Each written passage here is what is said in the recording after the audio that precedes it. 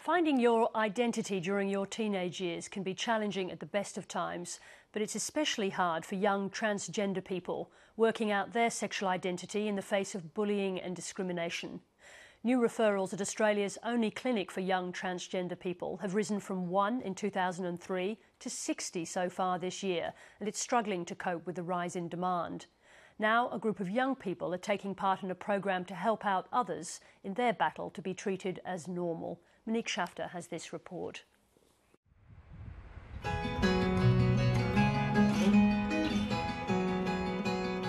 Riding BMXs and wearing boys' clothes and playing football were natural things to me, and not liking girls' toys or giving them back because I didn't like them seemed like perfectly natural.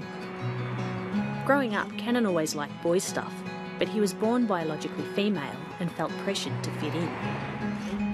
I've had to wear dresses at school. I think as I progressed and got a little bit older, I waited for a time where I would be this other person, where I wouldn't be a tomboy anymore, or I would just have grown into a woman of some kind. After many years searching for his true identity, Cannon accepted that he was a guy. I think if we lived in a community and a society where everyone is valued, the forming of myself and my identity might have happened a bit quicker. I grew up in Canberra, in suburban Canberra. I hid away my own gender. Raised as a boy, Ashley knew from a young age that something was wrong. Yeah, I think I battled with that for a long time, and I ended up using a lot of illicit drugs and doing that for a long time. I never felt empowered, self-empowered to go out and to really be proud of my identity. When Ashley finally found the courage to express her femininity, she became the target of bullies. They would, sort of prank call me. They would come to my home and sort of harass me there. And when I was just doing things like shopping, I would get called names. I got spat at. Cannon and Ashley now want to help other young people like themselves. They're part of a team developing resources that will make it easier for 15 to 25-year-olds who are questioning their gender to find support. Maybe we'll just go around the table. I'm Jeremy and I prefer male pronouns like he and him. Cannon, he. Molly, he. Robin, she. Sim, he or they. The project is being led by youth worker and transgender man Jeremy Wiggins. About 8% of the population could be identified as gender diverse. And now the reason why we use that term loosely is because not everyone decides that they want to go down a route with medical transition, so they might not want to have hormones or surgery. They might just identify fluidly. Don't feel pressure to answer straight away. Raised as a girl, Jeremy physically transitioned to male in his 20s. He too had a tough time growing up. I would have been a bit of a tomboy, and I was really bullied at school. I was verbally bullied, physically attacked. At times there would be groups of guys even trying to run me off the road with their car. Sim, why don't you kickstart?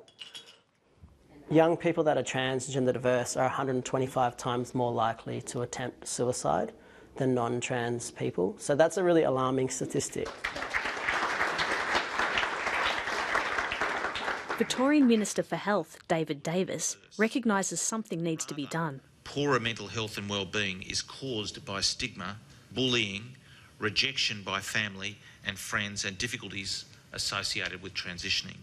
It's very clear that transgender people may well feel isolated, and this brings people together. It's an opportunity for people to make friendships and to make connections in a safe way, in a way that will improve their health. So I've been given the great honour of launching the What Makes an Ally logo. Marley is one of the growing number of young people questioning their gender identity. This project is really important to me because as a young trans person I've experienced discrimination in school and out and about, and I just feel like if more people know about how to be an ally and how to be effective in supporting trans people, the world will be a better place.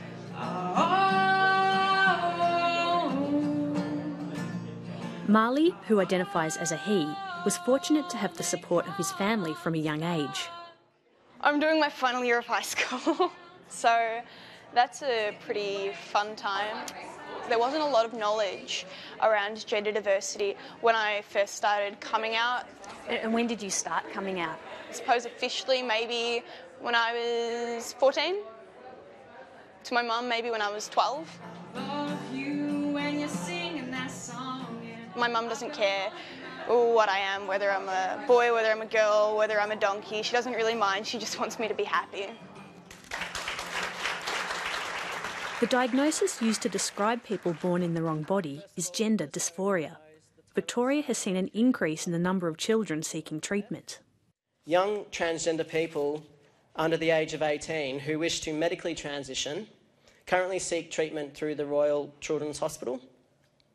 And in 2013, the Royal Children's Hospital saw the same number of young people in that 1 year than the previous 10 years combined. The Royal Children's Hospital expects a 50% increase by the end of 2014. In the last couple of years, I think there's just been a really great change socially. There's more acceptance, and we're in this really interesting time now where there's more people sort of accessing services and affirming their identity, and right now we need to sort of build some support services around them. Here we go, up we go.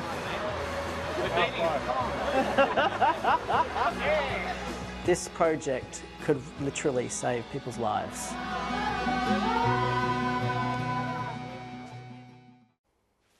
Monique Shafter reporting.